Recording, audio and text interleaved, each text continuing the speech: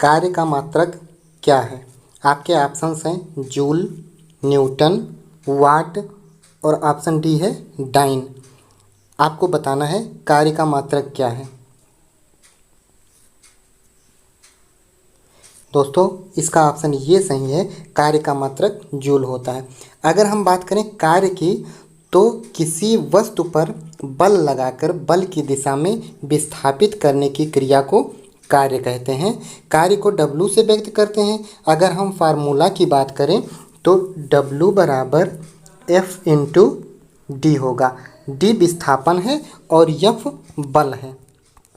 अगर हम इसके बीमा की बात करें कि कार्य की बीमा क्या होगी, तो कार्य की बीमा ml² t-2 होता है।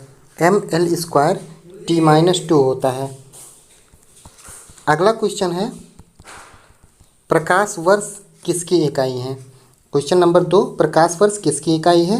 ऑप्शन ए दूरी, बी समय, सी प्रकाश और डी धारा। आपको बताना है इसमें से प्रकाश वर्ष किसकी इकाई है। यदि आपने ऑप्शन ए चुना है तो आप सही हैं, प्रकाश वर्ष दूरी की इकाई है। अगर बात किया जाए प्रकाश वर्ष की, तो एक वर्ष में प्रकाश द्वारा चली गई दूरी को प्रकाश वर्ष कहते हैं या दूरी का मात्रक होता है। अगला क्वेश्चन हम देखते हैं, बल की एसआई यूनिट क्या होती है? तो बल की एसआई यूनिट होता है न्यूटन। ऑप्शन बी सही है। यदि बल की बात करें तो बल को F से डिनोट करते हैं। इसका जो फार्मूला होता है F बराबर m इंटू ए। यम होता है द्रव्यमान, m होता है द्रव्यमान इंटू ए होता है एक्सीलरेशन अर्थात त्वरण। F बराबर m इंटू ये होता है। अब बल की अगर हम परिभाषा देखें तो बल वह धक्का या खिंचाव है जो एक निकाय से दूसरे निकाय पर आरोपित होता है। बल की अगर बीमा देखें तो बल की बीमा होती है mL/t-2। mL/t-2 यह बल की बीमा होती है। सूची 1 को सूची 2 के साथ सुमेलित कीजिए और सूचियों के नीचे दिए कूट का प्रयोग कर सही उत्तर का चयन कीजिए। इसमें सूची 1 में दिया गया है राशियां और सूची बी में दिया गया है उसके मात्रक। तो देखना है उच्च वेग को हम किस में मापते हैं? उच्च वेग को हम मैक में मापते हैं, ये सही है हमारा। तरंग दैर्घ्य को किस में मापते हैं? तरंग दैर्घ्य को एंगस्ट्राम में मापते हैं। दाब को किस में मापते हैं? दाब को पास्कल में मापते हैं। और फिर ऊर्जा को जूल में मापते हैं। अर्थात ए का पहला, बी का दूसरा, सी का तीसरा और डी का चौथा। अर्थात हमारे ऑप्शन में सी सही हो जाएगा। इसमें आपको केवल ये बताना था कि उच्च वेग का मात्रक क्या होता है? मैक होता है। एंगस्ट्राम किसका मात्रक होता है? तरंग दैर्घ्य का मात्रक होता है।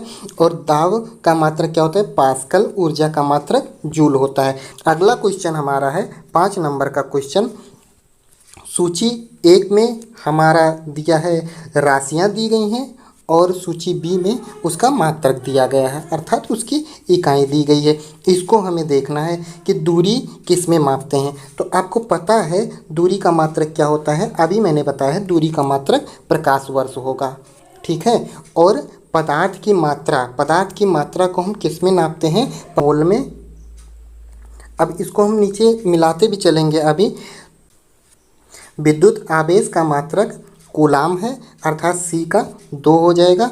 और ऊर्जा को हम वाट घंटा में नापते हैं। ऊर्जा को वाट घंटा में नापते हैं।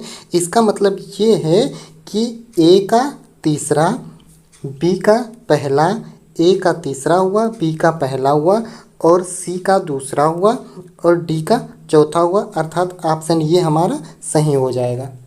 ऑप्शन ये सही हो जाएगा। अगला क्वेश्चन हम देखते हैं, क्वेश्चन नंबर 6। इसमें भी सूची ए को सूची बी से सुमेलित करना है। तो सूची ए में भौतिक राशियाँ दी हुई हैं और सूची बी में उसका मात्रक दिया हुआ है। तो त्वरण का मात्रक क्या होता है? त्वरण का मात्रक होता है मीटर प्रति सेकंड स्क्वायर। तो ए का चौथा हो जाएगा। और बल का मात्रक अभी हमने पढ़ा है, बल का मात्रक न्यूटन होता है, तो बी का तीसरा हो जाएगा। अब इसमें ए का चौथा और बी का तीसरा, इसी में ए में केवल डी में चौथा आ रहा है। फिर हम आगे देखें कृत कार्य। कार्य का मात्रक क्या होता है? जूल होता है। पहला क्वेश्चन हम लोगों का था। आवेग का मात्रक क्या होता है? आवेग का मात्रक न्यूटन सेकंड होता है। तो सी का पहला और डी का क्या हो जाएगा? दूसरा हो जाएगा। ऑप्शन चौथा सही हो जाएगा, डी ऑप्शन सही हो जाएगा इसका। अगला क्वेश्चन देखते हैं। निम्नलिखित में से समय का मात्रक नहीं है। आपको नहीं पे ध्यान देना होगा, कहीं भी क्वेश्चन दिया हो तो नहीं पे ध्यान देना होगा। निम्नलिखित में से समय का मात्रक नहीं है। अधिवर्ष, चंद्रमा, प्रकाश वर्ष और इनमें से कोई नहीं। तो अधिवर्ष समय का मात्रक होता है और चंद्रमास ये भी समय का मात्रक होता है। ऑप्शन सी प्रकाश वर्ष, यह केवल दूरी का मात्रक होता है। तो इसमें ये सही हो जाएगा। नहीं पूछ रहा है तो ऑप्शन सी सही हो जाएगा हमारा। अगला क्वेश्चन देखते हैं। पारसेक इकाई है। पारसेक किसकी इकाई है? तो आपको ये पता है प्रकाश वर्ष दूरी की इकाई है और पारसेक भी दूरी की इकाई है। आपका ऑप्शन ये सही हो जाएगा, पारसेक दूरी की इकाई है। अब बात आती है दूरी की। दूरी को डिस्टेंस कहते हैं और इसे डी से डिनोट करते हैं। दूरी को डी से डिनोट करते हैं। अगर इसकी डिफिनीशन देखा जाए तो किसी गतिमान वस्तु द्वारा किसी समय में तय किए गए मार्ग की लंबाई को दूरी कहते हैं। अब तय किए गए मार्ग की लंबाई को दूरी कहते हैं। इसमें दिशा नहीं निश्चित है, किस मार्ग पे वो जा रहा है, किधर को जा रहा है, अर्थात दूरी एक अदिश राशि है। अदिश राशि है, दूरी एक अदिश राशि है। अगला क्वेश्चन है। निम्न में से कौन सा एक सुमेलित नहीं है? डेसिबल ध्वनि की प्रबलता या तीव्रता की इकाई है, ये तो सही है। अश्वशक्ति शक्ति की इकाई है, ये भी सही है। समुद्री मील नौ संचालन में दूरी की इकाई है। और ऑप्शन डी है सेल्सियस ऊर्जा की इकाई है, तो यही गलत हो जाएगा। सेल्सियस ऊर्जा की इकाई नहीं होती है, जबकि ऊर्जा की इकाई होती है कैलोरी। कैलोरी। आगे हम देखें अगला क्वेश्चन। ल्यूमेन। ल्यूमेन किसका मात्रक है? ल्यूमेन किसका मात्रक है? ऑप्शन है ज्योति तीव्रता का, ज्योति फ्लक्स का, उपयुक्त में से दोनों या इनमें से कोई नहीं। आपका ऑप्शन इसमें सही हो जाएगा बी, ल्यूमेन ज्योति फ्लक्स का मात्रक है। अगला क्वेश्चन है। भौतिक मात्रा ज्योति की इकाई क्या होती है? भौतिक मात्रा ज्योति की इकाई क्या होती है? इसमें आपके ऑप्शन दिए गए हैं सीमेंस, टेस्ला, लक्स या फिर वेबर। आप लोग कीजिएगा। ऑप्शन सी सही हो जाएगा, लक्स। पास्कल इकाई है, अर्थात ये बताना है पास्कल किसकी इकाई है। ऑप्शंस हैं आर्द्रता की, दाब की, वर्षा की या फिर ऑप्शन डी तापमान की। आपका ऑप्शन बी सही हो जाएगा, पास्कल दाब की इकाई है। बात आती है दाब की, तो दाब को हम पी से डिनोट करते हैं। दाब को इंग्लिश में प्रेशर कहते हैं। दाब की डिफिनीशन अगर देखी जाए, प्रति एकांक क्षेत्रफल पर लगने वाले बल को दाब कहते हैं। और दाब का अगर फार्मूला देखा जाए, P बराबर F अपान ये होता है, दाब बराबर बल बटा क्षेत्रफल। अगला क्वेश्चन देखें,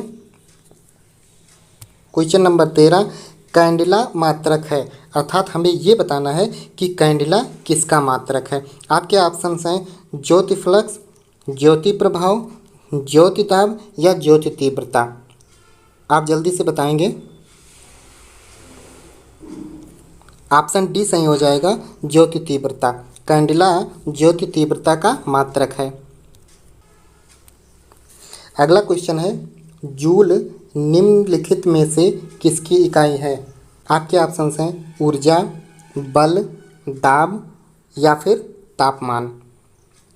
आपको 3 सेकंड मिलता है, आप उत्तर दीजिए। आपका ऑप्शन ये सही हो जाएगा, जूल ऊर्जा का मात्रक है। अगला क्वेश्चन है क्वेश्चन नंबर 15, मात्रकों की अंतर्राष्ट्रीय पद्धति कब लागू की गई? मात्रकों की अंतर्राष्ट्रीय पद्धति कब लागू की गई? ऑप्शन बी आपका सही हो जाएगा, 1971। अगला क्वेश्चन है, हर्ट्ज क्या मापने की यूनिट है? आपके ऑप्शंस हैं तरंग दैर्घ्य, तरंगों की स्पष्टता, तरंगों की तीव्रता, तरंगों की आवृत्ति। डी, तरंगों की आवृत्ति। अगला क्वेश्चन देखें, विद्युत मात्रा की इकाई है। आपके ऑप्शंस हैं एम्पियर, ओम, वोल्ट, कूलम्ब। इसमें आपका ऑप्शन ये सही हो जाएगा, एम्पियर। अगला क्वेश्चन देखें, एसआई पद्धति में लेंस की शक्ति की इकाई है। आपको बताना है एसआई पद्धति में लेंस की शक्ति की इकाई क्या है। ऑप्शन है वाट, डायोप्टर, ऑप्टर या फिर मीटर। आपका ऑप्शन डी सही हो जाएगा, लेंस की शक्ति का मात्रक डायोप्टर होता है। किसी लेंस की क्षमता उस लेंस की फोकस दूरी पर निर्भर करती है। किसी लेंस की क्षमता उस लेंस की फोकस दूरी पर निर्भर करती है। मैं आपको बताऊं, किसी लेंस की क्षमता उस लेंस के फोकस दूरी के व्युत्क्रमानुपाती होती है। लेंस की शक्ति को P से हम डिनोट करते हैं और इसका फार्मूला होता है P बराबर 1/f।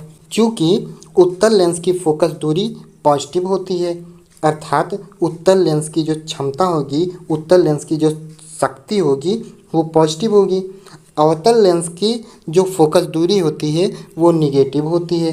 अवतल लेंस की फोकस दूरी निगेटिव होती है, तो अवतल लेंस की जो शक्ति होगी, अवतल लेंस की शक्ति निगेटिव होगी। अगला क्वेश्चन देखते हैं, डेसिबल किसे मापने के लिए प्रयोग में लाया जाता है? आपके ऑप्शन हैं खून में हीमोग्लोबिन, पेशाब में शक्कर, ऑप्शन सी वातावरण में ध्वनि या फिर ऑप्शन डी वायु में कण। आपका ऑप्शन सी सही हो जाएगा, वातावरण में ध्वनि, अर्थात डेसिबल ध्वनि का मात्रक है।